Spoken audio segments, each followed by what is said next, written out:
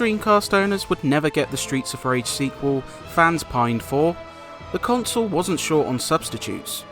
After hitting arcades in 1999, Zombie Revenge would grace Dreamcasts the following year.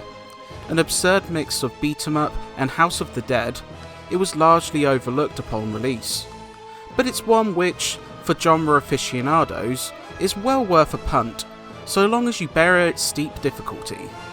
It's a great conversion, and also has some noteworthy extras to further entice gamers, making it a solid addition to collectors' libraries.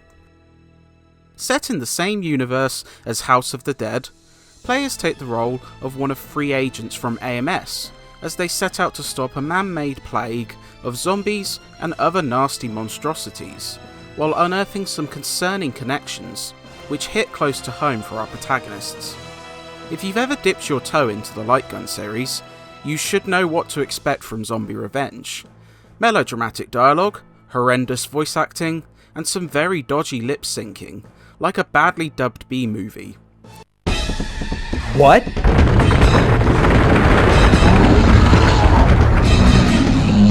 However, it exudes much of the same charm, with unintentionally comedic elements cropping up during certain dramatic scenes, all adding to the entertainment. Zombie Revenge trades the light gun in for beat-em-up gameplay, though the guns are still a core component. As one of 3 AMS agents, each comes armed with a pistol, punch combo, block, and sprint. Depending on your choice, your agent specialises more in certain skills. Linda Rotter is adept with a pistol, but has a woeful melee attack, while Riki Abusujima benefits from far stronger punch combos, but slower firing rate, with Stick Breitling serving as the all-arounder. It takes a while to get used to the controls here, and with your character forcing very different play styles, you might find yourself zombie chow very quickly. Zombie Revenge's arcade roots are apparent in its difficulty, designed to devour coins as quickly and as ruthlessly as possible, with tough attack patterns, overwhelming zombie numbers, and frequent, challenging boss fights. You may find yourself rarely reaching the end.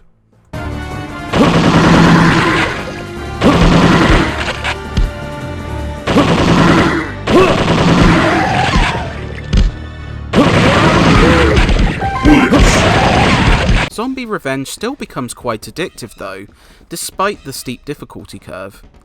Once you dissect each character's style, it becomes a game of playing to their strengths.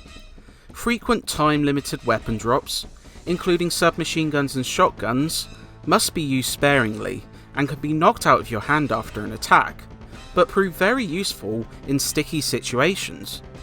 Hidden doors can lead to rooms with either plentiful recovery items and weapons, or more zombies and scant rewards considering the damage you may take trying to earn these items.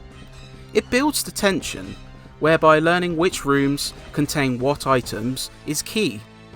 The constantly ticking timer can also cause nightmares, immediately sapping a credit if it reaches 0, but it at least is fairly forgiving in standard play.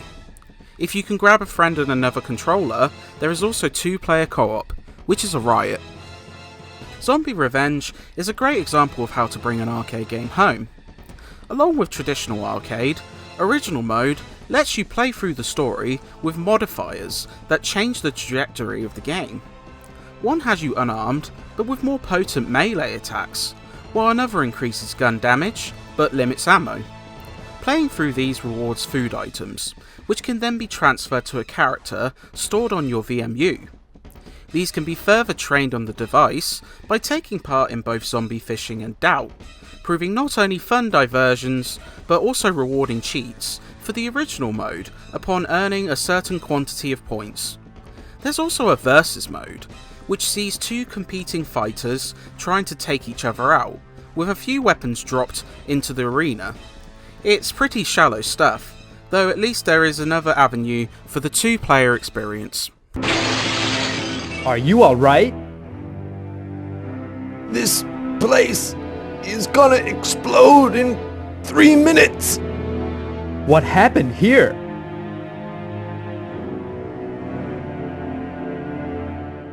Sega did a great job porting Zombie Revenge to Dreamcast, though it has some foibles. The game runs at a crisp pace, with no slowdown to speak of, and though it's hardly made up of the most polygons, everything looks respectable. The levels are decent, running the usual gambit of sewers, as well as more exciting train top sequence and a nostalgic return to a familiar mansion. The sound, as mentioned, is horrific, but in the right ways. Outside of the hilarious voice acting and dialogue, the music is decent enough and the effects are potent. Zombie Revenge is a solid beat 'em up that will please fans of the genre, but might scare off the uninitiated. It's a rather unforgiving game, and a cursory inspection may leave you unimpressed with the unwieldy controls and cheap deaths.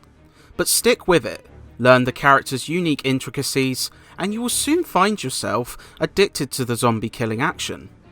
With plentiful content, multiplayer action, and a cheesy layer of camp to top it all off, it's a riotous and enjoyable brawler that requires just a bit of dedication to see it through.